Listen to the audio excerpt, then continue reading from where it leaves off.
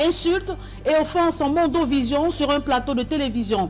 À la mémoire du nationaliste Ernest Ouandié par Abel Elimbi-Lobert, pourquoi le Conseil national de la communication est muet comme une carpe sur une injure publique à un héros national consacré par un décret du président de la République pour le sacrifice et lourd tribut consenti au prix de sa vie à la défense du Cameroun.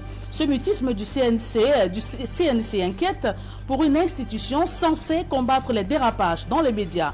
Comment comprendre cette attitude du gendarme des médias au moment où la grande famille de l'Union des populations du Cameroun, la société civile et la presse condamnent tous azimuts les égarements du polémiste et homme politique Abel Elimbi-Lobert? On fait le point dans ce journal. Je dirais que Elimbi-Lobert n'a pas une grande culture politique, sauf qu'il connaît bien le système électoral pour avoir été candidat à l'élection, aux élections municipales. Mais en dehors de ça, Elimbi n'a jamais cité un ouvrage politique. Toutes ses références, c'est la Bible. Alors comment peut-il venir donner des leçons à un grand combattant qui a passé 9 ans dans le maquis? C'est celui qui a passé le plus d'années en brousse que Oumniobé. Je crois que c'est des enfantillages. Et c'est dommage parce qu'il s'était hissé à un grand niveau d'expert, de politologue. Et quand il tombe dans la boue comme ça, ce n'est pas tellement brillant. Et je dois rappeler que Ouandié était un instituteur.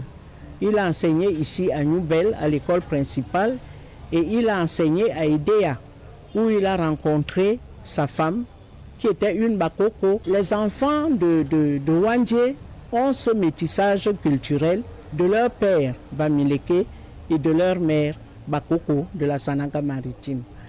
Alors quand ce monsieur dit des choses comme ça, je trouve ça dommage. C'est vraiment dommage. Et si Elimbi-Lobert m'avait dit qu'il allait faire une déclaration comme ça, je l'aurais déconseillé. Ça montre au contraire qu'il y a une certaine immaturité chez mon jeune frère ou mon fils, Elimbi-Lobert. Mais je crois qu'il apprendra à corriger tout ça. Je dois dire que le président Biya même a du mépris pour l'UPC, il faut le dire aussi. C'est parce que la sortie de l'UPC de clandestinité était tellement forte que le président a été obligé de reconnaître les héros de la lutte pour l'indépendance. Mais ils n'ont pas une rue, un carrefour, une statue, nulle part.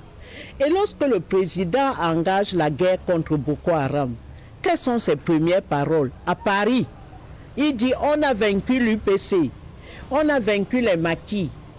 Ce n'est pas la petite rébellion là qui va nous dépasser. Et les insultes de l'homme politique Abel Elimbi-Lobert contre cette figure emblématique de la lutte d'indépendance du Cameroun choquent la grande famille de l'Union des populations du Cameroun, dont ce héros national fut vice-président durant la décennie 60. Ces propos tenus par l'ancien conseiller municipal de Douala 5e indignent la société civile et le milieu de la presse, tout comme cela suscite des interrogations sur le silence du Conseil national de la communication face à ces déclarations d'Abel Elimbi-Lobert qui a traité Ernest Ouandié de bandit sur un plateau de télévision. Carlos Minoué, Pierre Lavert du Roman.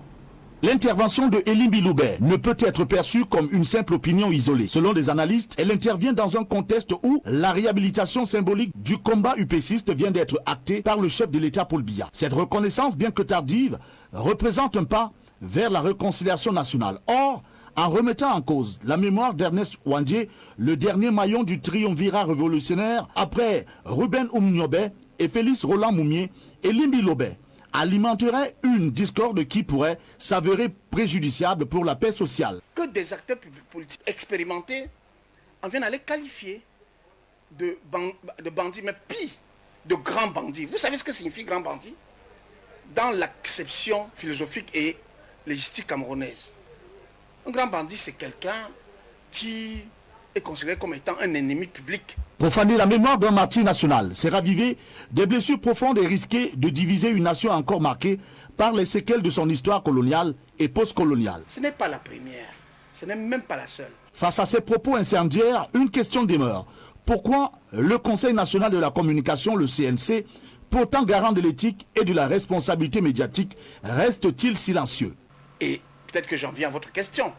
Sans que l'instance publique administrative dite indépendante, qu'est le Conseil national de la communication, ne fasse même pas seulement un rappel à l'ordre, à défaut d'instruire une procédure en bonne et due forme.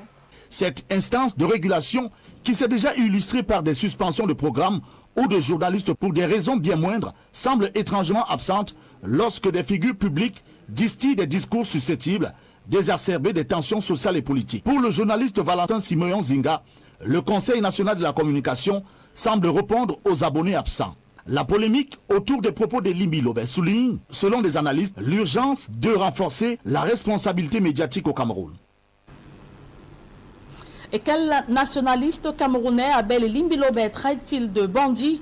Les faits historiques révèlent qu'à la vérité, le martyr Ernest Ouandié s'est engagé très jeune dans le combat pour la libération du Cameroun. Jeune fonctionnaire à l'époque coloniale, cette figure emblématique de la guerre d'indépendance avait le choix de se contenter de son statut de fonctionnaire sans penser à l'intérêt de tous qui était notre patrie commune. Avec ses camarades de lutte, Ruben Oumniobé, Félix Roland Moumier, Osende Afana, le héros national sur qui Abel Elimbi Lobé jette l'opprobre a pourtant donné sa vie pour le Cameroun jusqu'au sacrifice suprême. Suivez plutôt cet éditorial signé de Guizot. Rarement, sinon jamais, on a entendu à propos des figures nationalistes camerounaises des attaques ad hominem, même lorsqu'il y aurait pu y avoir une réserve sur tel ou tel point de leur parcours. C'est ce consensus que vient de faire voler en éclats Abel Elimbi Lobé en s'attaquant à la figure tutélaire d'Ernest Ouandié, qu'il a qualifié ni plus ni moins de bandit, affirmant que celui-ci continuait son combat politique alors que l'indépendance du Cameroun avait déjà été acquise. Quand on arrête Ernest Ouandié, qui est un bandit? Sur le terrain de la comparaison entre Ernest Ouandié et Abel Elimbi Lobé, il n'y a rien de commun. Alors qu'à 26 ans, Ernest Ouandié était un fonctionnaire opiniâtre déterminé à faire accéder le Cameroun à l'indépendance dignement, y compris en se sacrifiant, au point qu'à cette heure-là, il s'était déjà affirmé comme une figure majeure de la politique au Cameroun. De son côté, à plus de 50 ans révolus, Abel Elimbi Lobé brille surtout par ses sorties tonitruantes et d'inspiration tribaliste uniquement dans les médias. Et il y a lieu de relever qu'il en est resté à cette vieille conception issue des siècles du pouvoir néocolonial camerounais qui n'a eu de cesse de qualifier les nationalistes de maquisards, voire de bandits simplement. Cette réflexion est par exemple systématisée par Kamé Pierre Bobda dans son ouvrage Le maquis dans le Bamileke. C'est pourtant à une approche différente, déjà amorcée par l'amnistie de 1991, qu'il faut aller. À ce sujet, Ernest Ouandié est une référence du mouvement nationaliste camerounais. À la mort de Félix Roland Moumier en 1961, c'est lui qui reprend la tête de l'UPC à travers l'Armée de libération nationale du Cameroun, ALNK, en s'opposant dans le Mungo aux exactions de certains militants nationalistes, mais surtout en projetant de rétablir les libertés publiques mises entre parenthèses par le pouvoir de Yaoundé. Cela après avis des électeurs.